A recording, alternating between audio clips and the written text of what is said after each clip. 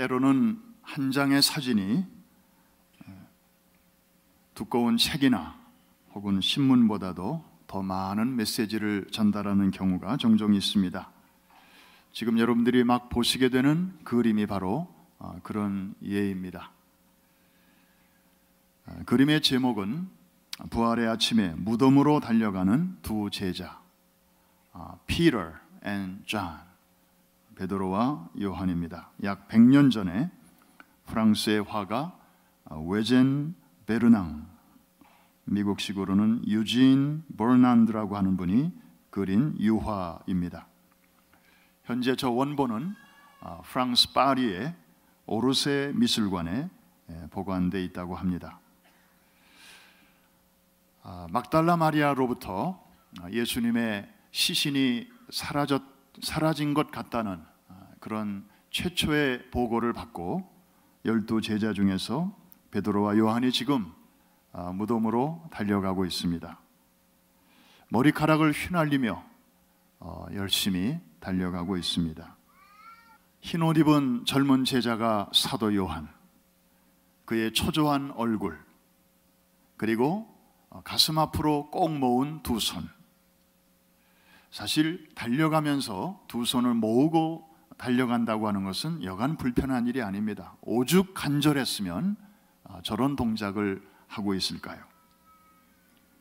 예수께서 말씀하신 대로 부활하셨기를 간절히 소망하면서도 혹시나 예수님의 시신을 누가 가져가거나 훼손한 것은 아닐까 걱정하고 근심하는 그런 일이 제발 일어나지 않기를 인간적으로 바라는 그런 초조함이 범벅이 되어 있습니다. 베드로, 3번이나 예수를 배신하고 그 이후 절망과 회환의 늪에서 허우적거리고 있는 중, 이제 예수님이 무덤이 돌이 옮겨지고 시신이 안 보인다고 하는 이런 이야기를 듣고 지금 달려가고 있습니다. 그의 두 손을 한번 보십시오. 사도 요한처럼 이렇게 모은 손이 아닙니다. 한 손으로는 자신의 가슴을 보듬고 있습니다. 또 다른 한 손은 땅을 향하고 있습니다.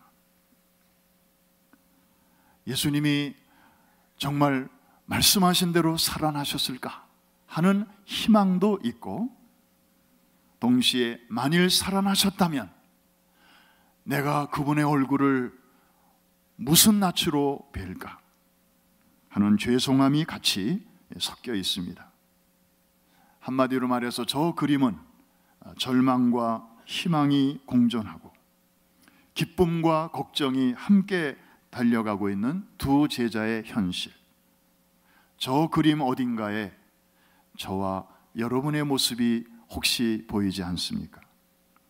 오늘도 주일날을 맞이해서 이곳에 여러분들이 나오실 때 한편으로는 기대와 희망을 가지고 나오셨을 것이고, 그러면서도 마음 한켠에는 여전히 해결되지 않는 여러 가지 문제들로 인해서 시달리고 무겁고 지친 마음으로 나오시지 않으셨습니까?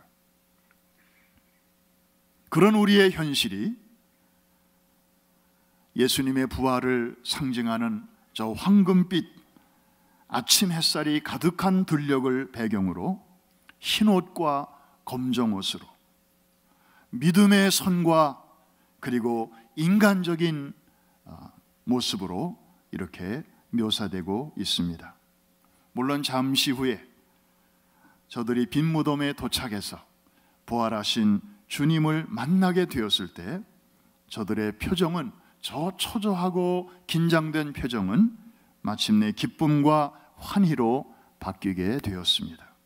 오늘 이 은혜가 부활절 후 첫 번째 주일을 맞이해서 은혜의 보좌 앞에 나온 여러분들에게 임하기를 주의 이름으로 축원합니다. 예수님의 12제자들을 분석해보면 크게 세 그룹으로 나눌 수 있습니다. 첫째는 예수님이 가시는 곳은 어디든지 함께 따라갔던 소위 수제자 그룹이 있습니다. 아까 그림에서 봤던 베드로와 요한 그리고 야고보까지.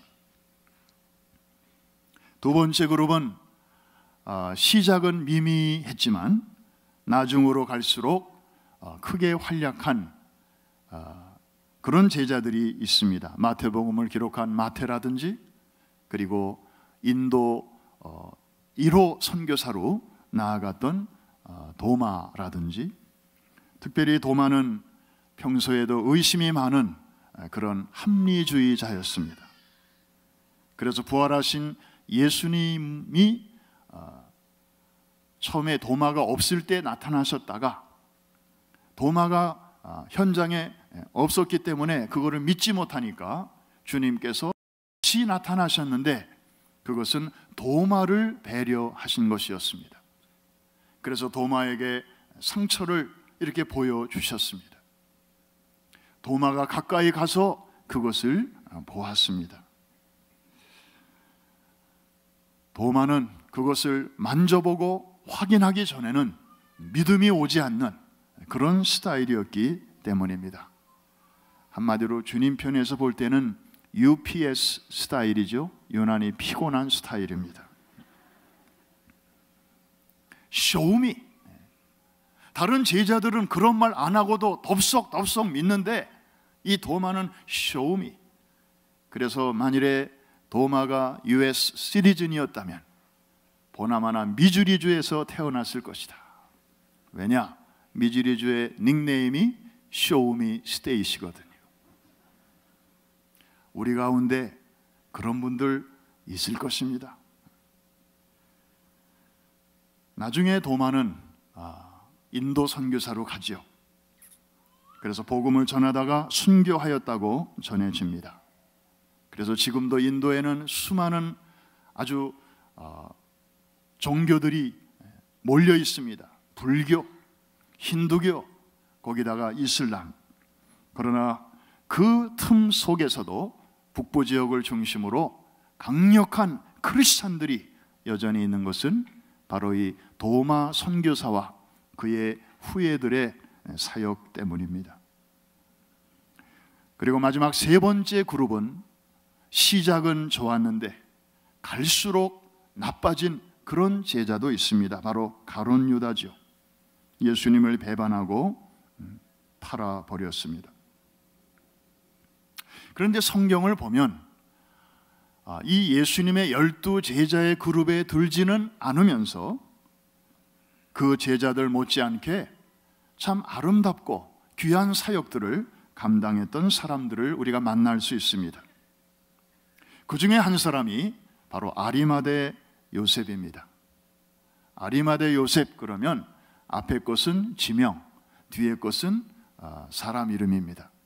그래서 아리마대 출신의 요셉이라 그런 뜻이 되겠죠.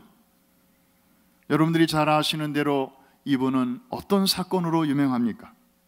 예수님이 십자가에서 죽으신 후에 예수님의 시체를 달라 합니다. 누구한테 부탁하죠? 누구를 찾아가서 이렇게 얘기하죠? 당시 총독이었던 빌라도를 찾아갑니다.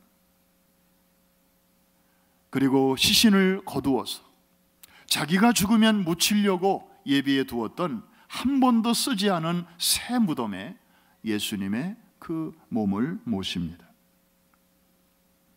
성경은 놀랍게도 그도 예수의 제자라고 소개하고 있습니다. 마태복음 27장 57절을 우리 같이 한번 읽을까요? 저물었을 때에 아리마대의 부자 요셉이라고 하는 사람이 왔으니 그도 예수의 제자라. 분명히 12명에 들어가는 사람은 아니었습니다마는 성경은 그에게 저렇게 영예로운 호칭을 붙여주고 있습니다. 한번 따라 하십시다. 그도 예수의 제자라. 와. 사실 예수님의 제자들은 12명은 지금 다 어디 갔습니까? 예수님의 시신을 끌어내려야 하는 이 중요한 순간에 12명은 지금 어디 있습니까? 다 도망갔습니다. 자기도 잡힐까봐, 자기도 저렇게 될까봐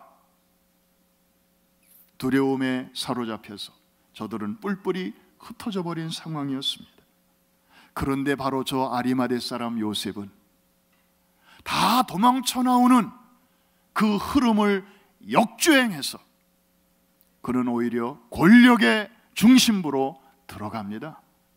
마치 쌍둥이 빌딩이 무너지기 직전에 그 빌딩 안에 있던 수많은 사람들이 빠져나올 때 오히려 그 안으로 들어가는 사람들이 있었습니다.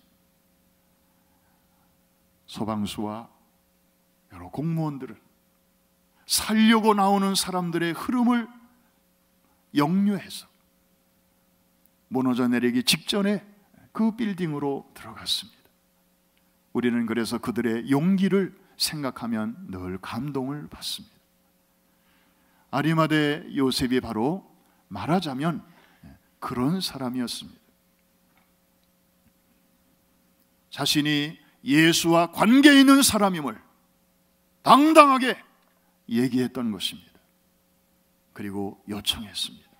마치 한국식으로 표현한다면 비상계엄령이 선포됐는데 그 군법에 따라서 누가 죽었는데 그 계엄 사령관을 찾아가서 그 시신을 달라. 내가 이 사람과 관계 있는 사람이니 내가 처리하겠다. 얼마나 위험한 일입니까? 어쩌면 이 사람도 같이 군법 회의에 넘어갈지 모릅니다. 한 번 더 따라해 주시기 바랍니다. 그도 예수의 제자라. 얼마나 명예롭고 찬란한 표현인지 모릅니다. 또 한 사람을 여러분에게 소개합니다. 예수님이 십자가를 지고 어렵게 골고다를 향하여 비아 돌로로사 슬픔의 길을 걸어가고 계셨습니다. 너무 힘에 겨워서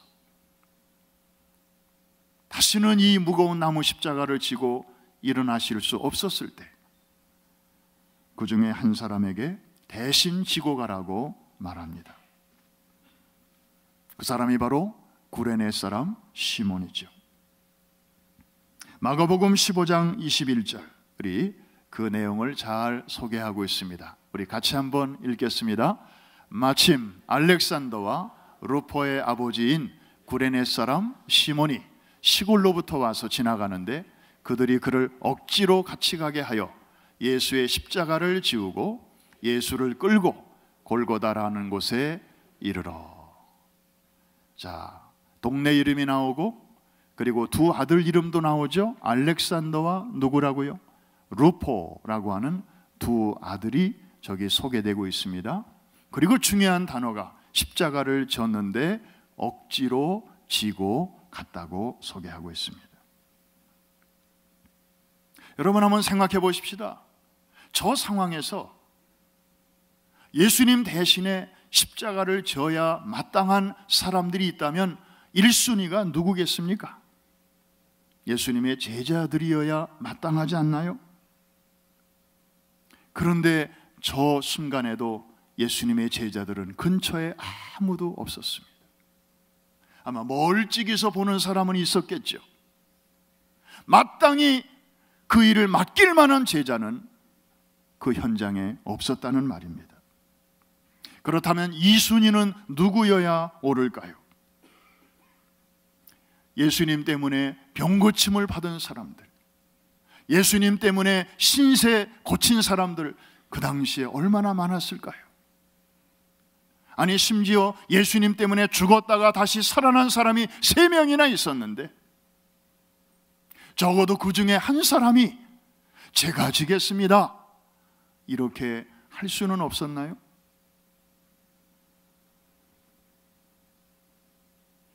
그것마저 여의치 않다면 제3순위, 예수님한테 떡이라도 한 점 얻어먹은 그런 수많은 군중들이 있었을 텐데, 구경꾼들 중에도 그런 사람들이 많았을 텐데 그들이 지면 안 되었나요? 그런데 정작 아무도 나서는 사람이 없었고 그 중에 구경꾼으로 서 있던 사람 중에 한 사람, 저 시골에 살다가 6월절 절기를 지키기 위해서 명절 때 명절 쇠로 예루살렘에 올라왔다가 재수 더럽게 없이 걸린 겁니다. 억지로 십자가를 졌습니다. 그런데요, 우리는 사실 여기까지는 잘 알고 있습니다. 그런데 그 후에 그의 삶에 어떤 변화가 일어났는지, 그의 가정에 무슨 일이 일어났는지, 거기에 대해서는 우리가 사실 관심도 없었습니다. 그런데 놀라운 일이 일어났습니다. 로마서 16장 13절에 보니까 그의 가족 얘기가 나오고 있습니다. 아까 들었던 이름도 거기 나오고 있습니다. 한번 같이 한번 읽어봅니다. 시작. 주 안에서 택하심을 입은 루포와 그의 어머니에게 문안하라. 그의 어머니는 곧 내 어머니니라. 아까 나왔던 루포, 구레네 시몬의 아들 루포, 그가 바로 저기 나오는 루포와 동일 인물입니다. 루포야, 너의 어머니에게 문안해라. 너의 어머니는 내 어머니다. 이 바울이 로마에 보낸 편지 속에 이런 나오는 내용입니다. 이건 무슨 메시지가 담겨져 있습니까? 구레네 시몬이 그날 억지로 십자가를 졌지만 그에게 무슨 일이 생긴 게 틀림이 없습니다. 예수님을 보면서 은혜가 왔습니다. 예수를 메시아로 믿게 되었습니다. 그리고 그의 자녀들에게도 그것을 가르쳤고요. 특별히 그의 아내가 믿음을 갖게 되었는데 얼마나 신실한 믿음의 여인이었는지, 그리고 바울의 선교 사역에 얼마나 큰 도움의 손길이었는지, 동역자의 수준을 넘어서 바울의 표현을 보십시오. 너의 어머니는 나의 어머니다. 여러분, 성경에 바울의 아버지, 어머니에 대한 기록이 있습니까? 없습니다. 육신의 부모에 대한 기록은 없는데 영적인 어머니라고 부르는 여인이 딱 한 사람 나오는데 바로 구레네 시몬의 와이프였습니다. 억지로 그 십자가를 졌지만 하나님께서 그에게 은혜를 주셨고 그의 가족들에게 은혜를 베푸셨고 그의 후손들에게까지 이런 은혜와 복이 임했던 것을 알 수가 있습니다. 할렐루야. 신앙생활을 하다 보면 은혜 받는 채널, 은혜 받는 길이 꽤 여러 가지가 있죠. 한국에 가면 길 이름 뒤에는 이렇게 로자를 붙입니다. 뭐 태평로, 세종로, 태로, 뭐 언주로, 이런 식으로 믿음의 그 세계 안에서 은혜 받는 길 중에 하나가 억지로라는 길이 있습니다. 무슨 길이라고요? 억지로. 제가 만든 표현입니다. 에클레시아에 매번 사람들이 올라옵니다. 어떻게 오셨습니까? 물어보면 개중에는 정말 사모해서 준비해가지고 먼 데서부터 오신 분들도 계시지만 적지 않은 분들이 첫날 표정 보면 알아요. 억지로 오신 분들이 많아요. 마치 도살장에 끌려온 것처럼 버티다 더 버틸 수가 없어서 마지못해 오신 분들이 늘 계십니다.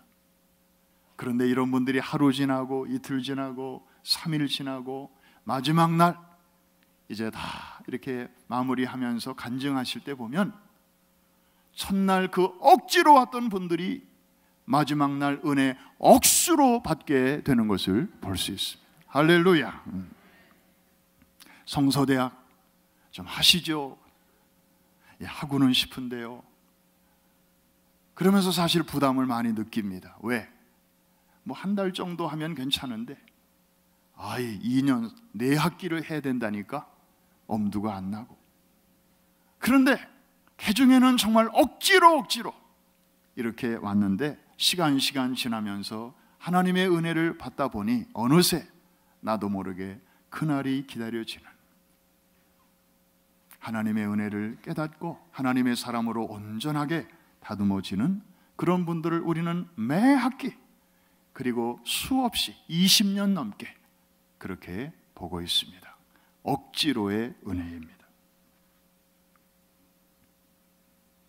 그러므로 우리가 신앙생활을 하면서 정말 성장하기를 바란다면 꼭 내 상황에 딱 맞는 일만 택하지 말고, 내 구미에 맞는 일만 그렇게 선택하지 말고, 때로는 내가 미처 준비가 안 됐고, 때로는 내 적성과는 잘 맞지 않고 그런 일이 내게 주어질 때가 종종 있을지라도 구레네 시몬을 생각하면서 억지로라도, 지금은 잘 이해가 안 되고 지금은 다 수용이 안 된다 할지라도 그 길로 억지로를 따라가다 보면 하나님의 은혜가 우리에게 임하게 될 줄로 믿습니다. 우리 프라미스 교회는 많은 일들을 하고 있습니다.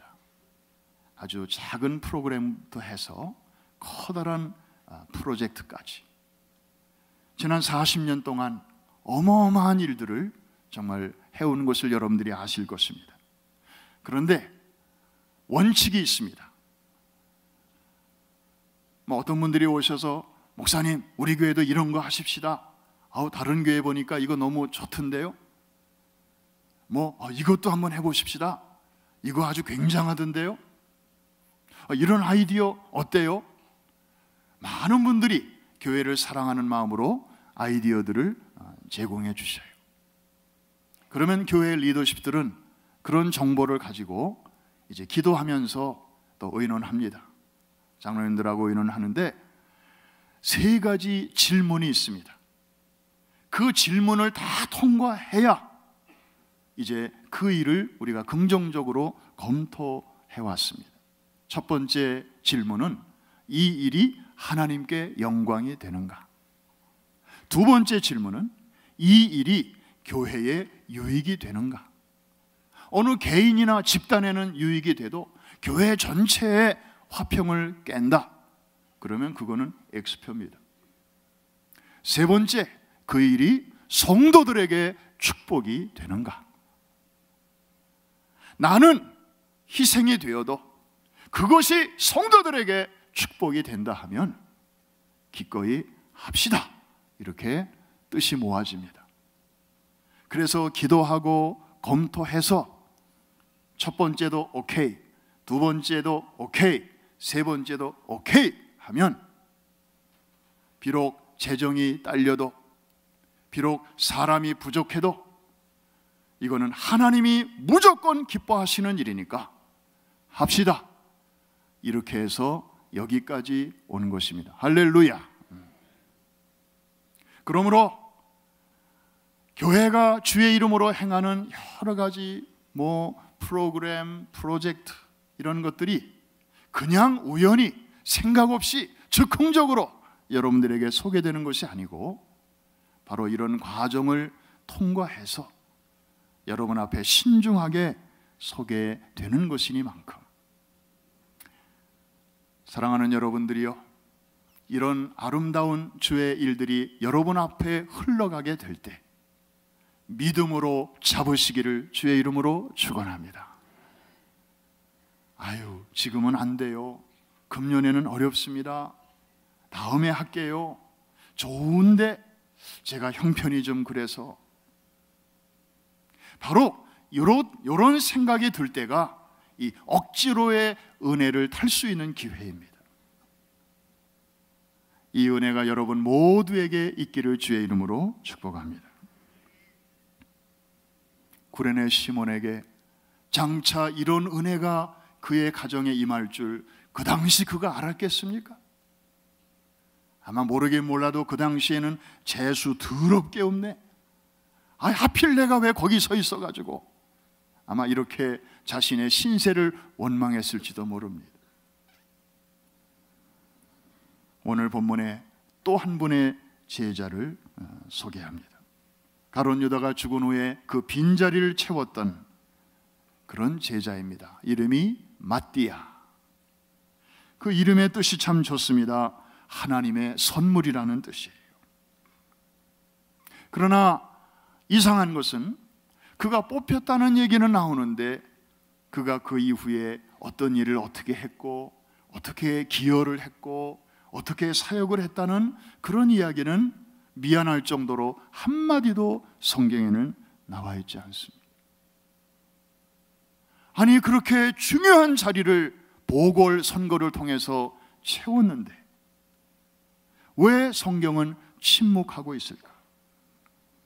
그래서 일부 신학자들은 그 사람 잘못 뽑은 것이다 이렇게 해석합니다. 아니, 제자를 뽑으려면 제대로 뽑아야지. 사도 바울 같은 사람을 뽑아야지. 어떻게 이름도 생소한 마띠아. 그러나 성경을 보면 베드로를 중심해서 사람들이 모여서 기도하고 뽑았습니다. 그 기도문까지 사도행전 1장에 나와 있습니다. 무사람의 마음을 아시는 주여, 이제 예수의 죽으심과 부활을 증거할 한 사람을 하나님 우리를 통하여 뽑게 하여 주옵소서. 그것도 두 사람을 추려서 그 중에 한 사람을 뽑았는데 이렇게 어려운 과정을 통해서 뽑힌 사람이 바로 마띠아였습니다. 비록 기록은 없지만 마띠아가 엄연히 그 사도 중에 한 사람으로 그 이후에 계속 활약했음을 우리에게 암시하는 그런 구절들이 있습니다. 우리 사도행전 2장 1절 말씀을 한번 화면을 통해서 봐주시기를 바랍니다. 이해를 돕기 위해서 1장의 마지막 절을 제가 읽으면 여러분들이 2장 1절을 읽어주시기를 바랍니다. 제비 뽑아 마띠아를 얻으니 그가 11사도의 수에 들어가니라. 2장 1절. 오순절 날이 이미 이르매 그들이 다 같이 한 곳에 모였더니. 묻습니다. 오순절 날이 이르매 그 마가의 다락방에 저들이 한 곳에 모였는데 여기에 바로 직전에 뽑혔던 마띠아도 있었을까요? 없었을까요? 문맥상으로 봐서 있을까요? 없을까요? 마띠아도 이 오순절 강림의 현장에 있었음이 분명합니다. 아유, 그럴 수도 있지만 아닐 수도 있지요. 혹시 이렇게 아주 UPS 스타일이 계시다면 그분들을 위해서 사도행전을 기록한 누가가 마치 쐐기를 박듯이 한 절 더 소개하는 구절이 있습니다. 14절 우리 같이 한번 읽습니다. 시작. 베드로가 11사도와 함께 서서 소리를 높여 이르되. 거기까지. 지금 성령 충만함을 받은 베드로가 이제는 소심한 과거를 떨쳐버리고 사람들 앞에 두려움 없이 담대하게 설교를 하는 대목인데, 여기 보면 베드로가 누구와 함께 서서? 10사도와 함께 서서가 아니고 몇 사도와 함께 서서? 그러면 저 11사람 속에 마띠아가 있을까요? 없을까요? 그럴 수도 있고 아직도 아닐 수도 있을까요? 예, 분명히 저 안에 포함되어 있었음이 분명합니다.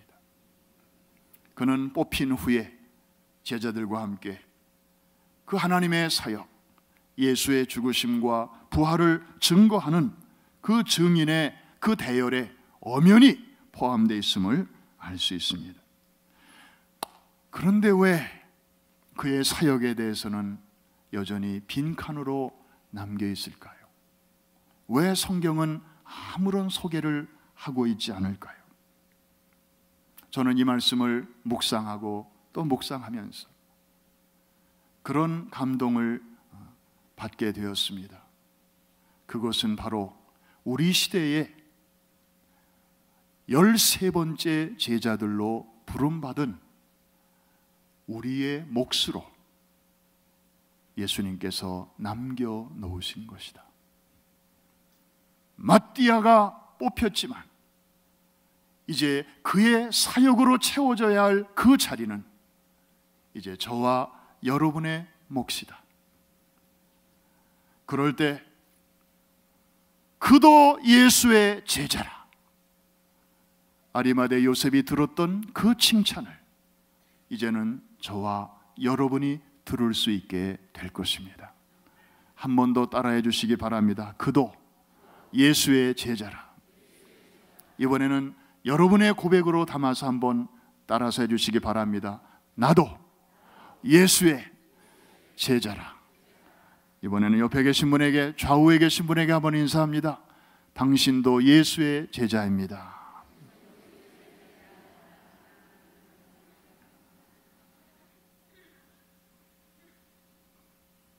오늘 이 고백이, 이 축복이 여러분의 심령 속에 잘 박힌 못과 같이 단단하게 아로 새겨지기를 주의 이름으로 축복합니다.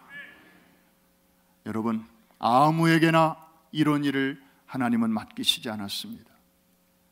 시공의 제한을 받지 않은 천사들에게 맡기면 우리보다 훨씬 더 일을 잘할 수 있겠지만 하나님은 천사에게 이 일을 맡기지 아니하셨습니다. 왜? 천사들은 타락했다가 구원받아본 경험이 없기 때문입니다. 타락한 천사들은 지금껏 그대로 타락한 채로 남아있고, 타락하지 않은 천사들은 지금껏 타락하지 않은 상태로 하나님의 일을 돕고 있습니다. 이렇게 넘어졌다가 다시 회복된 그런 유래가 천사들의 세계에는 없습니다. 오직 우리 인간에게만 있습니다. 죄와 허물로 하나님으로부터 완전히 멀어졌다가 길 되신 예수 그리스도를 통하여 하나님과 다시 이어짐을 받고, 땅에 살면서도 하늘을 살고 순간을 살면서도 영원에 잇대어 이렇게 살아가는 이 감격을 지닌 우리에게만 이 복음을 하나님께서는 맡겨주신 것입니다. 천사도 흠모하겠네. 화목해 하라신 구주의 복음을 온 세상 널리 전하세. 우리는 그 찬송을 부를 때마다 내가 누구인가? 왜 하나님이 나에게 그 일을 맡기셨나? 우리의 사명을 다시 한번 생각해 보게 됩니다. ματ디아, 하나님의 선물. 우리에게 그 일을 사명으로 주신 사실 자체가 하나님이 우리에게 주신 천사도 부러워하는 최고의 선물인 줄로 믿습니다. 말씀을 마치면서 2002년 월드컵 4강 신화를 우리는 14년이 지난 지금도 마치 어제 일처럼 기억하고 있습니다. 축구는 11명이 그라운드에서 뜁니다. 경기장 안으로는 감독도 들어갈 수 없고 후보 선수도 들어갈 수 없습니다. 그때 그라운드 안으로는 들어가지 못했지만 바깥에서 선수들과 혼연일체가 돼서 같이 뛰었던 선수가 있었습니다. 바로 대한민국 짝짝짝짝짝 하면서 정말 밤을 잊고 응원했던 국민들이 있었습니다. 당시 언론은 이 대한민국 국민들을 가리켜 12번째 선수라고 지켜 세웠습니다. 그렇습니다. 그라운드 안에도 선수가 있지만 그라운드 바깥의 선수도 있습니다. 예수님과 한솥밥을 먹었던 12명의 제자도 있었지만 그 언저리에 있는 또 다른 제자들도 있었습니다. 아리마대 요셉이 그랬고, 구레네 시몬이 그랬고, 그리고 ματ디아가 그랬습니다. 사랑하는 성도 여러분, 우리는 바로 이들의 뒤를 잇는 우리의 족보가 바로 거기에 있지 않습니까? 앞서간 선배 아리마대 요셉처럼 남들이 다 복음을 부끄러워하고 자신이 그리스도임을 숨기고 있었을 때에 당당하게 나아가 나 저분 알아, 나 저분과 관계 있는 사람이요, 저분의 시신을 나에게 주시오. 어쩌면 다가올지 모르는 불이익을 감수하고, 그리고 자기가 죽으면 자기가 쓰려고 준비해 놨던 그 무덤을 주를 위해 선뜻 내어드렸던 아리마대 요셉처럼 우리도 당당하게 커밍아웃해서 이 시대를 뚫고 나갈 수 있게 되기를 주의 이름으로 축복합니다. 우리가 잠잠히 있으니까 저 소수의 사람들이 커밍아웃해서 법을 바꾸고 제도를 바꾸고 지금 세상을 바꿔가고 있지 않습니까? 교회와 성도들이 언제까지 나만 잘하면 되지 뭐, 우리 식구만 잘하면 되지 뭐, 이런 소시민적인 생각 속에 사로잡혀 침묵하는 다수로 우리가 언제까지 그렇게 살다 갈 것입니까? 저 사람 예수 믿는 사람이었어? 난 몰랐어. 우리 사장이 크리스찬이었어? 난 몰랐어. 종업원들에게 이런 소리를 들어서야 되겠습니까?